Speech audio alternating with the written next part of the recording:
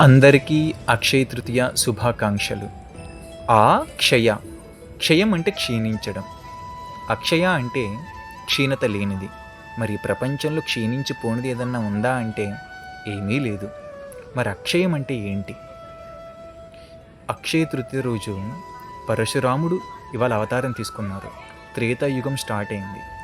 ఇవాళ బృందావనంలో బాంకీ బిహారీ తన యొక్క పాదపద్మాలు మనకు దర్శనమిస్తాయి.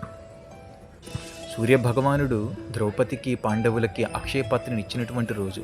సింహాచలంలో అప్పన్న స్వామి, నరసింహస్వామి, వరాహ నరసింహస్వామి యొక్క పూర్తి విగ్రహం మనం చూడొచ్చు. ఇలాంటి ఎన్నో గొప్ప గొప్ప కార్యక్రమాలు ఇవాళ జరిగాయి.